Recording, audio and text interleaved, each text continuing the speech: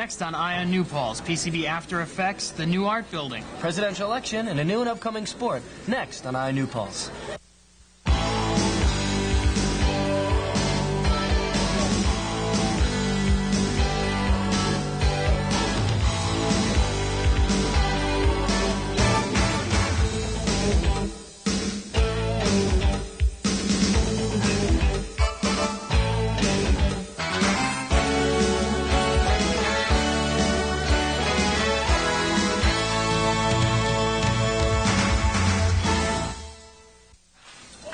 And I'm Andy Cusimano. And welcome to the October edition of Eye on New Paltz. We're in the food court on the SUNY New Paltz campus. We have a bunch of stories for you today. What's the first story, Andy? Well, Nathaniel's going to tell us if campus life has changed any since the PCB incident last semester. For the past 9 months, the college at New Paltz has had to deal with the PCB incident that occurred last December 1991. With 2 months into the new academic school year, there are still some questions that concerns many students regarding the opening of Scudder Hall. Basically, the residents of Scudder Hall comprise two groups of people. One are those that were here last year, some of them being previous Scudder residents, and new students. In both cases, those students who were here last semester, returning students, were provided a great deal of information as this whole thing unfolded, via meetings and forums and information sessions and the newspaper and the campus bulletins that were sent out. And the freshmen and transfer students who came in all had opportunities during their orientation programs to address the questions that they had. Additionally, the staff has been well, the residence hall staff, particularly in Scudder, but in all buildings, has been well versed in two things. One, information pertaining to the incident and the cleanup, and second of all, who to advise students with questions to see should they have them. We asked some students if they thought it was safe living in a residence hall that was formerly contaminated with PCBs, and we got some new information regarding the cleanup in COYKENDALL. No, I don't feel that I'm in any danger living here. For one thing, if you have a lot of people living here, and if there was to be any PCBs left in here, if they didn't have it all done, they know there'll be a lot of lawsuits against them. So therefore, I think they pretty much cleaned it up and everything. They say this is the one who cleaned the halls. The ones that were infected are the ones that were infected. Quite frankly, I am confident that Clean Harbors did a more than adequate job in cleaning up. I've seen the test results, and I've been assured that there is no remnants of contamination in the buildings. So I'm pretty comfortable with the fact that it's safe here. But I must admit, sometimes before I drift off to sleep, the thought does cross my mind that there could be some remnants. We were able to recover a great deal of the property, both the scientific equipment and the property of some of the faculty with respect to teaching, their class notes and computers, computer files. There were rooms in COYKENDALL Science Building that had no contamination at all. So where we determined that there had been no contamination in a particular area, we were able to get equipment out for use. In other areas, we were able to go through a process of either copying the discs or copying the materials, the paper that was needed for a particular class. There is still cleanup going on in COYKENDALL, and so I think until that has been completed, we will not know every extent of the contamination. We asked what is being done in regard for reimbursement for BLISS and SCUDDER students who lost their possessions. Initially, all residents of Scudder and Bliss Hall filed claims, or were welcome to file claims. And as you recall, the claims processing centers were set up in January, or in February, basically, when people came back to campus. Additionally, everybody that filed a claim in excess of $250 received as the first increment of recovering their loss, a $250 payment. That came from the insurance reserve fund for the residence halls. Now, since that time, we've determined a couple of things. In fact, a lot has happened. In the case of Scudder Hall, all but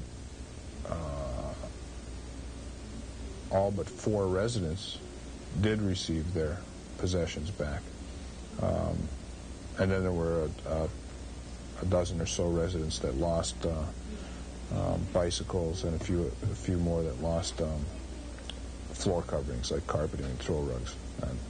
Now, for the people who lost all their possessions in Scudder Hall, they're being reimbursed for that loss. Secondarily, the people in Bliss Hall, I mean, as you may or may not know, about 40% of the people who resided in Bliss Hall will lose their possessions, and they've been notified of this.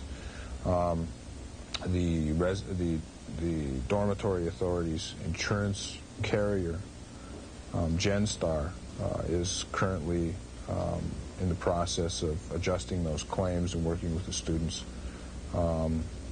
to compensate them for that loss. The matter of some of the people that lost bicycles and throw rugs, etc., in Scudder Hall is still under discussion. And finally, we received what seems to be good news regarding Parker Theater. We're hoping that Parker will be open as soon as possible.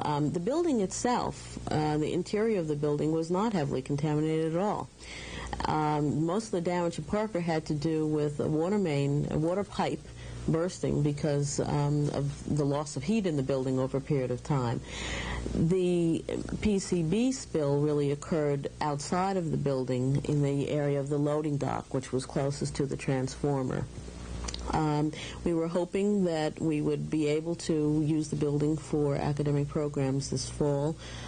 Because of the access to the building from the back, that we haven't been able to complete the renovations there, it will be a while longer, but we're hoping to have it back by the spring. It looks like SUNY New Paltz is putting the past behind it and moving on into the future. With the construction of a new arts building and soon others to be added, the PCB incident will only be but a memory. For Eye on New Paltz, I'm Nathaniel Palmer. And along with the PCB problem being taken care of, they're constructing a new addition on campus. And that new addition is the new art building. Here's Karin to explain. After a semester full of chaos, SUNY New Paltz is being torn apart again, but for something better, a new fine arts building.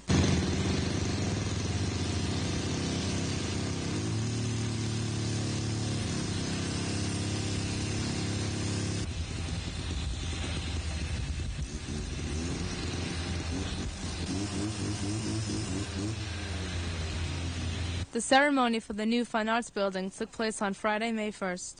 Alice Chandler, president of SUNY New Paltz, spoke about the new art building. It's just a very exciting moment. We've waited for it a long time. People started working on this in 1968, as you know. It was one of the first things I turned my attention to when I came. My first effort to get a building on this site began in August of 1980. And here we are, and we're finally breaking ground.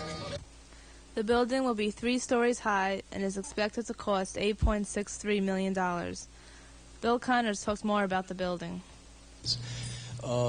There is hope that the building will be enclosed by the beginning of winter, by somewhere around the end of December or very early in January, so that work can continue through the really heavy weather inside the enclosure. The official contract for the building has its completion date somewhere in the vicinity of December 1994. It's a 30-month contract. In fact, if the present progress can be maintained, the contractor will probably be able to knock off 12 months from that. We're looking now at a very possible completion date for the building of December 1993. It may take a while, but it's well worth the wait. For Eye on New Paltz, I'm Karin Benson. Well, the construction is moving along rather quickly. It should be built in no time. I hope it's done before we graduate. November 3rd is coming up. What do students think? up after this.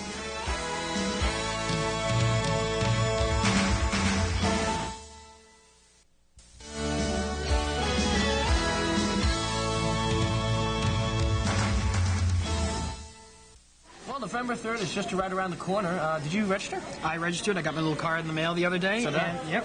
And Safraz, one of our Ion New Paltz staff members, has gone out and interviewed faculty and students on what they feel about the election. I don't think we are taxed too little. I think the government's spending too much. So Governor Clinton can label it tax for the rich or anything he wants. I'm going to protect the working man by continuing to veto and to threaten veto until we get this new Congress, when then we're going to move forward on our plan. Mr. Bush talked about taxes. He didn't tell you that he vetoed a middle-class tax cut because it would be paid for by raising taxes on the wealthy, and vetoed an investment tax credit paid for by raising taxes on the wealthy. I don't have any experience in creating the worst public school system in the industrialized world, the most violent, crime-ridden society in the industrialized world, but I do have a lot of experience in getting things done. So if we're at a point in history where we want to stop talking about it and do it, I've got a lot of experience in figuring out how to solve problems, making the solutions work, and then moving on to the next one. I've got a lot of experience in not taking 10 years to solve a 10-minute problem. The presidential candidates have their say. Now it's our turn. You know, a lot of people think we're lazy, you know, we don't want to do anything about our situation, you know, and we have to change that. We can push for social change. We can, you know, affect public policy because, you know, we're a large group and, you know, we definitely have the potential and the power to shape the way the world, you know, to shape the way in which, you know, we want to see the world, and I think that's important. Are you a registered voter? No, I am not. I haven't had time to go, and I should have gone, but I think I'm going to register this year. I'm not too sure. But you do hope to vote in this elections? Yeah, I hope to vote. The only reason I will vote is if I know enough about the candidates by then. I mean, I know somewhat, but I don't want to give up a vote, you know. Whenever there comes time for an election, people find reasons not to vote because they don't know who the candidates are, because they don't know where the candidate stands on issues, because they have to figure out how to register, because they have to figure out where to vote. So the College Democrats essentially provides a service, even on a nonpartisan level. Even though we endorse the Democratic Party, you know, we're members of the Democratic Party, we're nonpartisan in the sense that we would like to see people register themselves to vote, and we would like to educate people as to where to go to vote and who to vote for, and you know, what different candidates stand for, regardless of whether or not they are Democrat or Republican. We want to register thousands of students this year here at SUNY New Paltz, and since NYPIRG is a statewide organization, and since we have 19 campus chapters across the state, we want to register 25,000 students across the state. So far here at SUNY New Paltz, the coalition has registered about 1,000 students. Are any of you registered to vote? Yes, I'm a registered voter. I'm a registered voter as well. Who will you be voting for in this election? I really don't know that yet. That's a really hard question. I'm a registered voter, and I'm not sure I'm going to vote, and I don't know who I'm going to vote for yet. What do you think are some of the bad sides and good sides of both candidates? The bad sides, I'm not thrilled with either candidate, and I don't think most people are, especially college-age students. I don't think they're very happy with either candidate. It's sort of like trying to pick the worst of two evils. People really are dissatisfied, and when your kids are living in the basement, and when you haven't got a job, and when 10 million Americans are out of work, that's a pretty powerful incentive for saying, well, not that we know that Clinton will do better, because I don't think most Americans feel that, but at least we better try something else, because this isn't working. Bush has been excellent in foreign policy, and I think his goal in the first 4 years was to take care of the rest of the world, which he's done a great job, I feel. Now he's going to turn it around and do the same exact job on domestic affairs. And if he has the same exact strength and willpower to do what he did with the rest of the world, then I believe he can do it with the United States. Bush has not been any help for college students. He's vetoed family leave, which most Americans endorse. He supports an amendment banning a woman's right to choose, which is again is going against the majority of Americans' opinions. He's extensively cut social programs and raised defense spending. He hasn't even touched the deficit, which has increased incredibly his presidency. Are you registered to vote? Yeah, registered Democrat. Why would you vote for Clinton instead of Bush? Well, there are about 60 million reasons, but starting the basic reasons, the economy is really doing well right now. Considering I'm going to be graduating in December and stuff, I want to have a job. And I just think with the current Republican administration that I'm not going to get one. And also along those lines, the abortion issue. It's a nice idea to tell women what you can't do. I mean, maybe you can tell me I can't shave because I'm killing my hair every time I shave. I don't know. Bill Clinton is trying to win this election by promising the middle class that he will not stray off the reservation. He is not doing the traditional Democratic thing. He is not saying, let's give out a lot of money to the people who basically need money. He's playing to the middle class. It is not popular, basically, in this country right now to give a lot of money to people who are in tremendous need, because those people, unfortunately, and I say unfortunately, don't vote. So the question is, will his message in the election, which is basically middle-class oriented, be different from his message once he gets to be the president? Clinton said, I will raise taxes $220 billion, no questions asked. And Gore says, raise new taxes? We're not going to raise taxes. Who do you believe? One of the strengths of the Clinton campaign is that rather than catering to the fragmentation of the American population in different groups, he's worked to create sort of a coalition between the different communities. I feel that President Bush has let us all down. He, more than anybody in recent times, really knows the workings of the country and should have known how to keep us all afloat. I look around and see it's a beautiful country full of beautiful people who really just want to work and want to have a place to live and want to have a happy life. And I'm hoping strongly that Bill Clinton can help us all work together instead of pulling us apart and making us fight each other, that Bill Clinton will, first of all, make sure we all realize our potential in getting along with each other. There are some problems I think we need to work out, and like I said, nitpicking stupid little topics aren't it. So I don't know whether, like, around the world, maybe at like 5 o'clock every night, we should like play like the Black Crows or something, like at 5. I thought that might be a good idea. Do you think? Go to the Ulster County courthouse and speak to the judge who's sitting there. Every election day, there's a judge sitting there, and you tell him you forgot to register to vote and you don't want to give up your chance to vote, and he'll sign a piece of paper, and you go to vote in your district. Voting is very important. Every vote does count. Every time you give your right to vote, you're waiving all those rights that were granted to you. So don't forget to vote November 3rd. Up next, a fast, fun, and exciting sport sweeping the Hudson Valley. Right after this.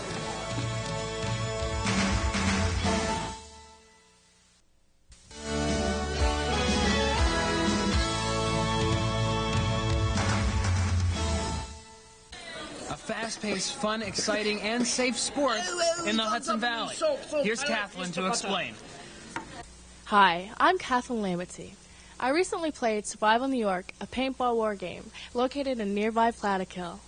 I was joined by Paul, another INU Paltz member. But before we could enter the front lines, we had to fill out libel contracts. I looked around and didn't see any body parts, so I said, what the heck. After that, I went for the hardware, the piece, the firearm, the pistol. Oh, excuse me, I went to get the gun. First and foremost, guys, I want you to make sure you go all home with your eyes intact. That means wherever the gun can be fired, wherever it can be fired, I want you to keep your goggles on at all times. That means on the range, on the bus, on the field, wherever the gun can be fired, you have to keep them on. Okay? Paintballs travel at 300 feet per second. It won't go through this, but it'll take your eye out. Okay? So do not take your goggles off. And currently, while you're here in the compound, I want you to hold the gun by the bottle, gun barrel pointed down at the ground. That way nobody can accidentally discharge the weapon, hurt someone. Okay? Nobody's wearing goggles here in the compound. You want to shoot the weapon, go around to the range. It's 20 feet off the back of the building. You're welcome to shoot to your heart's content in there, see if you can hit the broadside of the barn, whatever. Okay? There's lots of targets in there. That's where you do it. Okay? When you're done here, go around to the range. There's somebody there that'll show you how to operate the weapon. Come back up here to orientation. After you're done, you're out of here.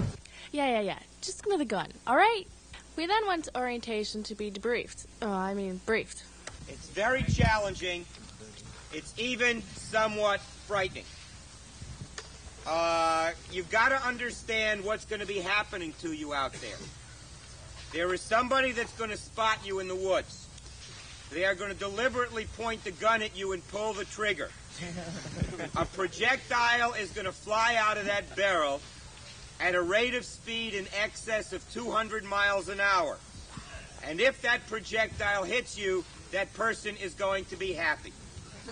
Not what we would call a comforting thought.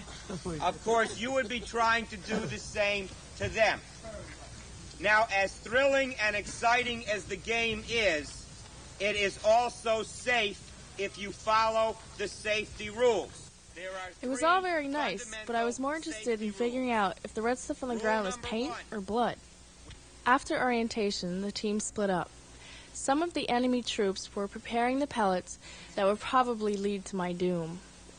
We were then led to the front lines. Paul and I stopped to load up. We were now ready to paint some butt. We got to our station and met the ref.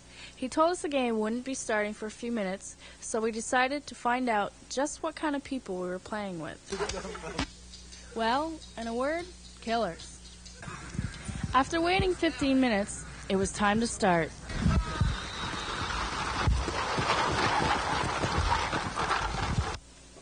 Off we go. Hey, does school insurance cover this? There were people everywhere, and they were all shooting at me.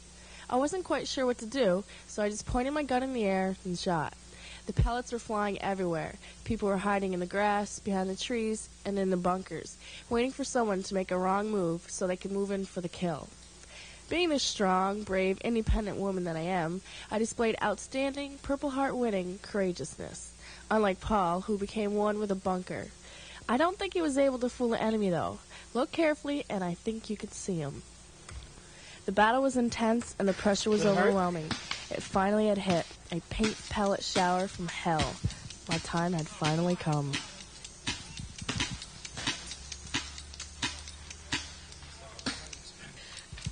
Yeah, I'd been hit. So what? Another minute, they would have been sucking paint. After the ref calmed me down, he told me I had to go to the dead zone. I went, but not very happily. For the game. You're here all day. Yeah, well.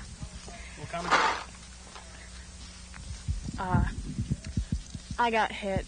It was deadly out there, and I don't know, I have green blood and I'm a Vulcan. Did it hurt?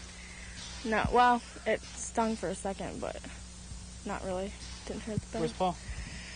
He got hit too. We have to go back, I guess. Let's go back. So I headed back to the dead zone. But on the way back, I ran into a Rambo wannabe running rampant in the woods.